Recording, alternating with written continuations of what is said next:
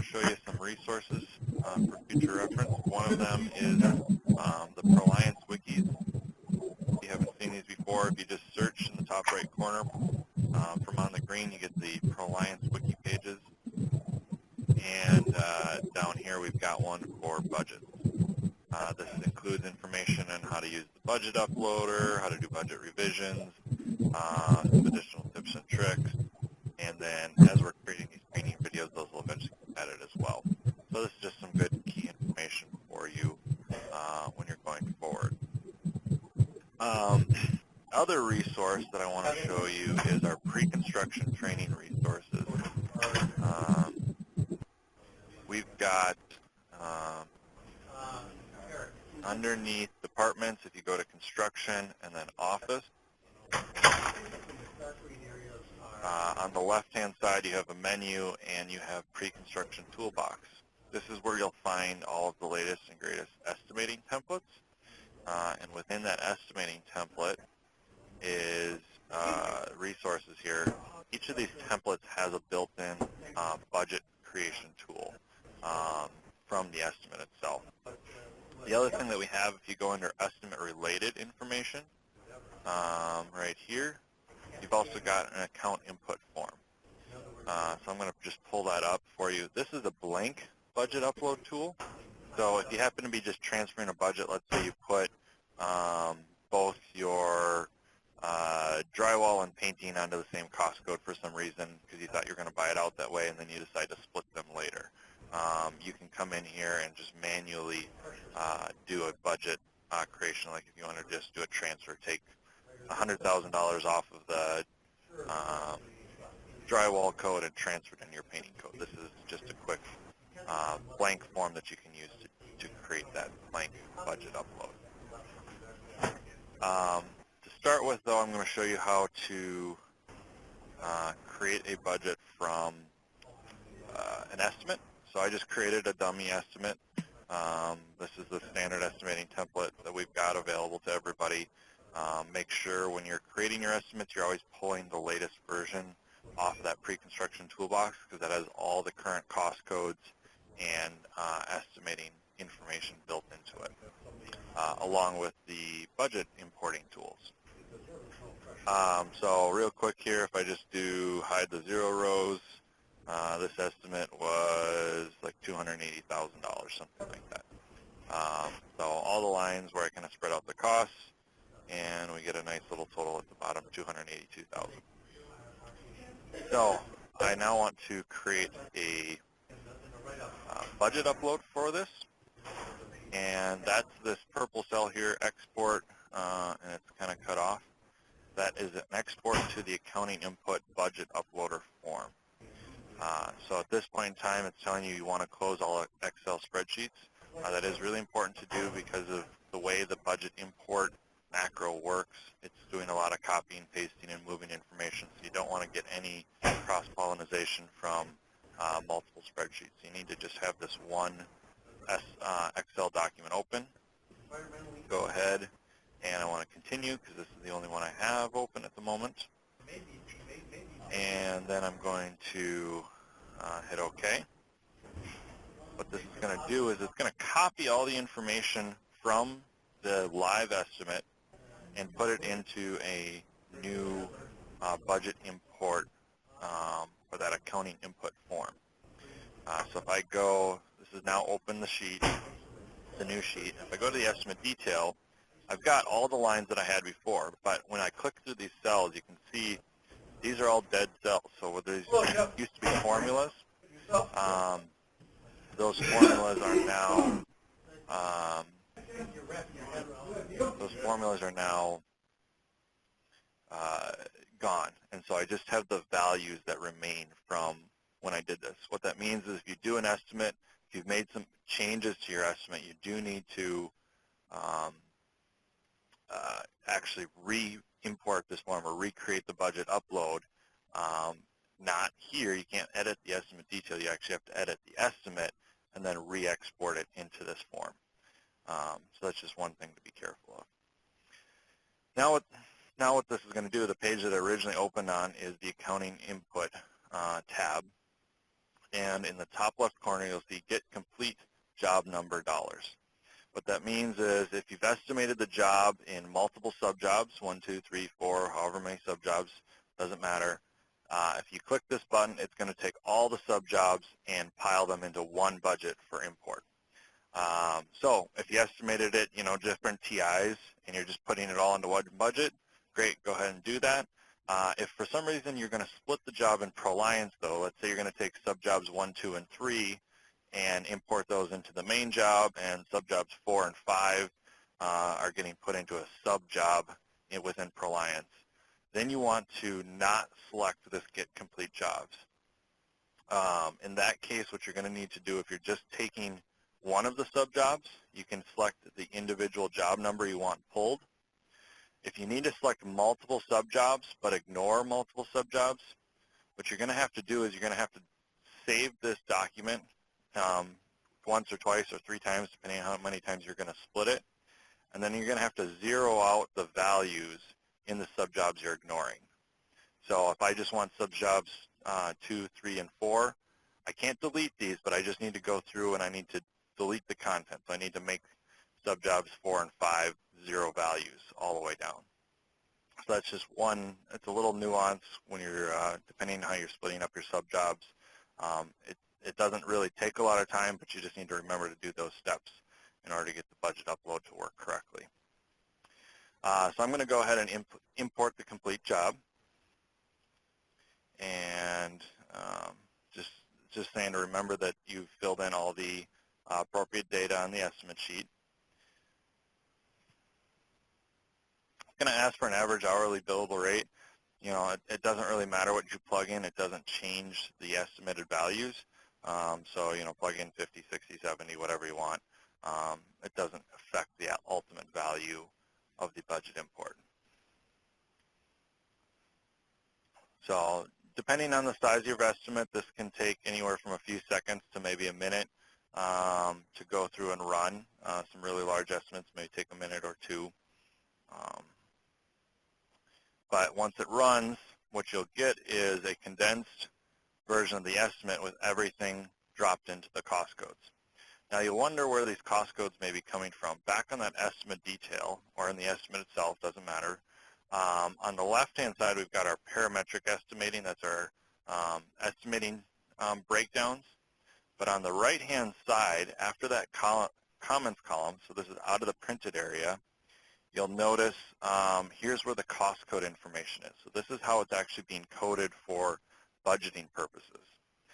Main reason I want to just draw this to your attention is if you are doing, if you've typed in a description with some unit prices and you're doing some copy and pasting, so you got to add some rows, it can be really easy to just grab a line or change a description on a line as you're doing your estimating and to plug in a new value or a new breakdown. Well, you got to be careful when you do either copy and pasting and you're putting things in different sections, or when you're changing a description, that the cost code that you've taken over matches where you want the funds to go to. We've done a pretty good job of scrubbing and cleaning up the cost codes so that these line up to the most common. So based on the descriptions that start in the estimate, we've done a pretty good job of lining these up against the cost codes that most project teams are going to use. But you do want to just make sure that when you drop these dollars in, that if you're moving lines around, that they're using the codes that you really want to activate and use within ProLiance. So now I'll go back here. This is the accounting input form. So one thing I do, any line that you put here is going to open and activate in ProLiance. Now, the thing to know is once you activate a cost code in ProLiance, that cost code is open forever. You can never close it. So you can never deactivate it. It doesn't matter if it's got $0. If you never charge anything to it, the code will be open and you can't close it. So myself, out of habit, I always like to delete any line items that get opened with $0. I just delete them. If I want to open them later, it's very easy to open cost codes, but I would rather not open cost codes that don't have any dollars budgeted to them. So that's one of the first things I do is just scan through that list and delete any of those codes. The other thing you're going to want to do is just take a few minutes to review the values that came through and confirm that they're right. You know, if you're not supposed to have any plumbing scopes and you had a $5,000 show up here, it probably means in your estimate you did one of those copy paste or you took a description that really was intended for a fire protection scope, but you dropped it into a line that's tied to a plumbing cost code. If that's the case, you got to go back to that estimate, and it can be really quick to find. You can just, again, hide the 0 rows, and from the estimate, you can put a quick filter across. And now I can just jump in here and say, hey, you know what, I need to find out what showed up in my plumbing division, and just check the box, find that line, and, oh, here's the 2 lines. These really should have been fire protection, and I can go change those codes. So if you do find something that comes up and the values aren't right, just go back to your estimate, filter through, and adjust the cost codes in there. The reason you want to make that correction in the estimate versus just moving the money here is if you decide to update your estimate at any point in time or update your budget in Proliance at any point in time, if you don't update that cost code in the budget or in the estimate, then the next time you try to do a budget correction, it's going to be wrong again. So you're going to always run into that same problem. So now that I have an estimate or a budget import form, I can go ahead and I'm going to save this to my desktop. Yep, okay, so I'm going to hit OK. Now, it doesn't matter what you call this, but you do need to save it. You do need to copy this name because you need to use it to do the budget import. So I'm just going to call this training budget upload. And I'm going to copy that so I don't have to retype it. Hit save. So now I have a budget import form ready to go. So now we'll go into Proliance, and here we go. Here's my project. This is just a training project, so I'm going to open up the ACR real quick and show it should be a $0 ACR. This is a blank project, so there's no budget or budget revision, so it's a $0 ACR. And now the budget imports is underneath that same section under applications, budgets and costs. Third one down is budgets. When I go in here, I did some training ones before. When you go to click new, you've got 2 types of budget options. The first one is budget revision after E1 lock, and the second one's original budgets. So in this case, this is an original budget. I'm going to go ahead and select that type. The difference between the two, what is an E1 lock and versus not locked, it just basically means was the revenue contract executed once or not. Even if the budget is locked, the E1 is locked, you can reverse that out and still do an original budget upload or an original budget correction if you need to. It's pretty easy to do now. They've changed it so any PM can make that change and go ahead and still do a budget, original budget upload even after the E1 lock. I'll show you how to do that after I go through the initial upload. So select the budget, original budget. The title, this title needs to match the name of the Excel file of my budget upload. So that's why I copied the name, so I have the exact same name. You don't need to put any other information in here. You can put some descriptions in here, but those are for your own use. There's nothing else that's required besides the title. Once the title's in there, I can go to the attachments and add the Excel file. So I think I saved that to my desktop, and there it is. Go ahead and attach it.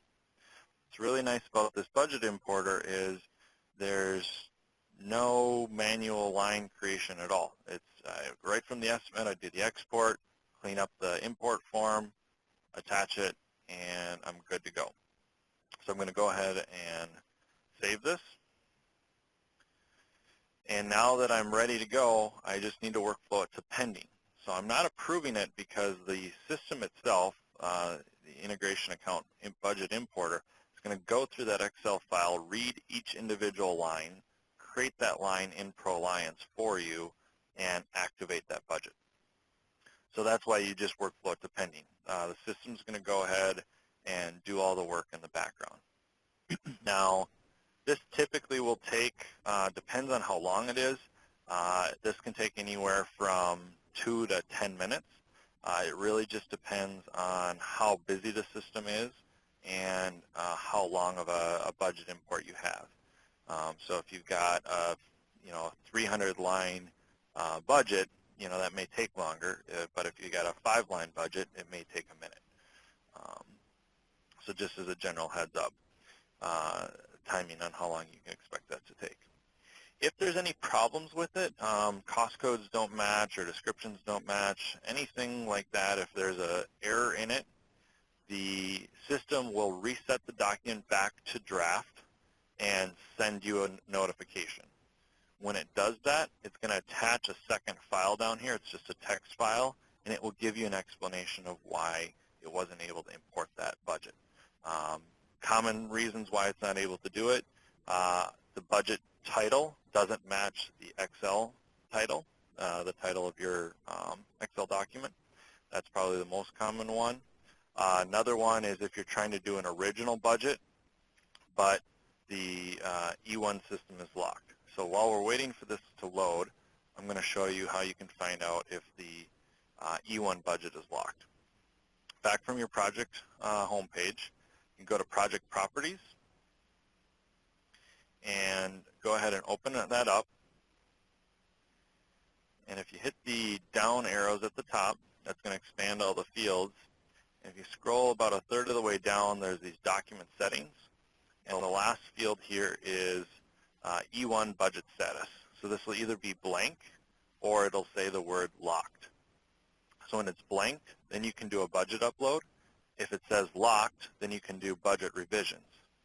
If it's locked and you don't want it to be because you want to make a modification to your original budget, all you have to do is go click Edit, go to the budget status, delete the word locked out, exit edit mode, and when you do that, do save and synchronize. Give the system about a minute for that to synchronize through our entire ProAlliance system, and then you'll be able to upload an original budget.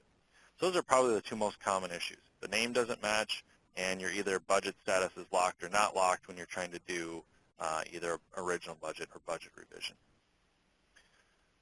So now I'm going to refresh this budget, and let's see, now it says it's approved. So at this point, if I go back to the general page and go to the line items, you'll see here all the line items that were in the input form have now been copied into the budget. And if I go back to my ACR and hit refresh, I'll now have an original budget uploaded into the system. Now you'll notice there's some cost codes open that were not included in my budget. Each project within ProAlliance, when it's created, has about 10 cost codes that are open by default.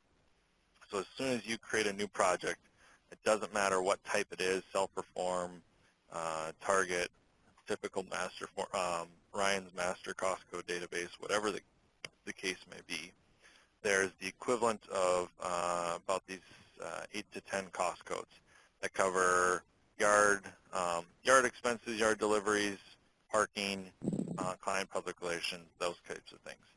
So those are some just common overhead codes that we need to be able to utilize.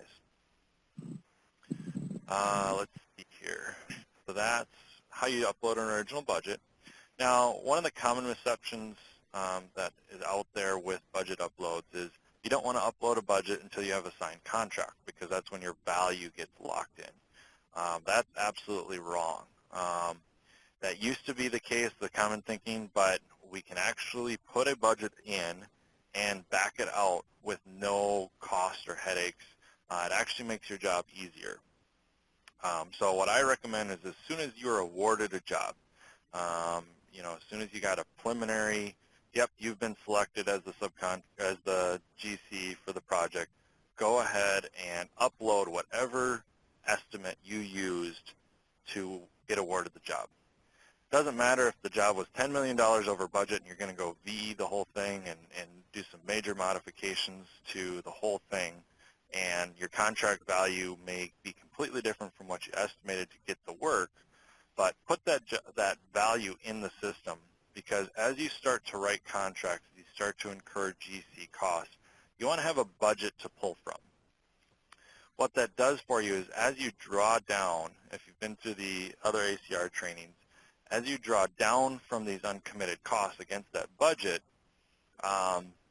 these are going to get, you need a budget to draw down from. If you don't have a budget, it's still going to create the cost, create the contracts, but when you upload the budget, it's not going to reset. So if I carpet, if I had already written a $20,000 contract against carpet, when I do this budget upload, the budget's not going to read that I should have already spent $20,000 of it. I'm going to have to now come through here and clean up the ACR with an uncommitted cost adjustment to offset any costs that were incurred prior to doing the budget upload. So that's why I encourage get the budget in there early so that there's very few, if any, costs on the job or any contracts. That way you can start, basically you start drawing down against whatever the preliminary budget is. Once you get a signed contract, all you have to do is you just reverse out the preliminary budget and then put the new budget in. To do that, from your budget upload tool, you've actually got a create negative budget. So I'm going to go ahead and close the old estimates so they don't interfere with each other. Don't save. So now I've got my budget. This is what I already imported, but now I want to reverse this out because it's $300,000 contract instead of $282. I'm going to hit create negative budget, hit close. Yes, I want to continue, and now I'm good to go. I don't have to do any math. I don't have to make any modifications. It's as simple as that. Now all I do, save this in here, budget upload, except now I want to call it negative. Hit save, and I can re-upload this as a new original budget. So you can see that's what I did previously from a previous training. I had a budget. I'll sort these by numbers. I had a budget. I put the negative in. It wiped it back to 0, and then I re-uploaded a new budget. So that can be really nice, especially like if you have a floating budget and you're setting a GMP. You could do a budget replacement once the GMP is signed. For instance, the Whipple project in Minneapolis, that was a $164 million project. 2 years into a 4-year project, we did a full budget replacement. All the contracts, half the contracts were already written, half the other change orders were in draft states, and we were able to do a full budget replacement to rebalance the budget against the GMP when that was set and tie out to the new scopes versus having to do a whole bunch of budget transfers and remanagement.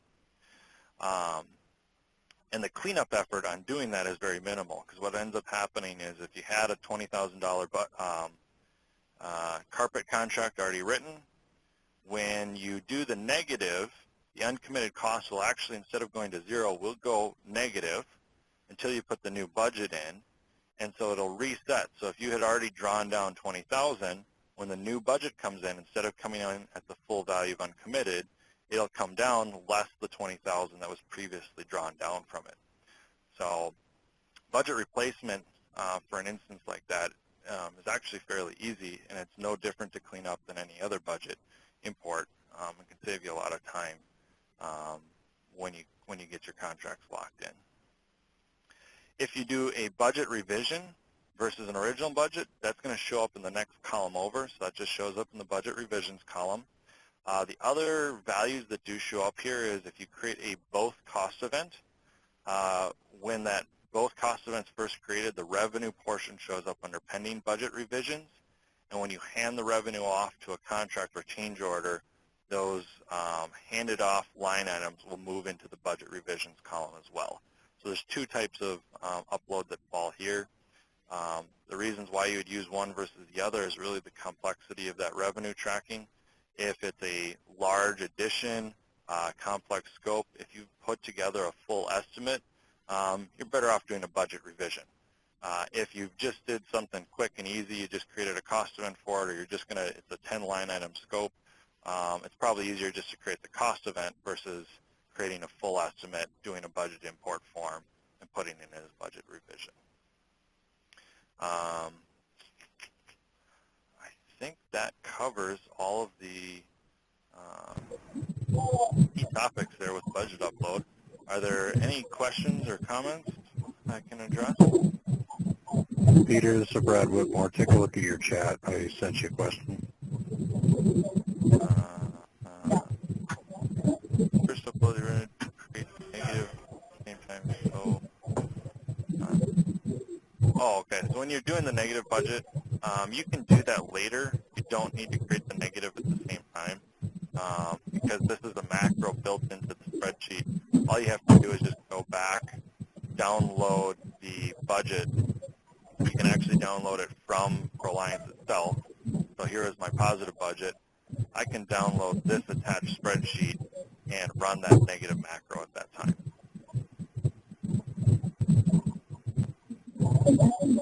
Thank you. Yep. Any other questions or comments?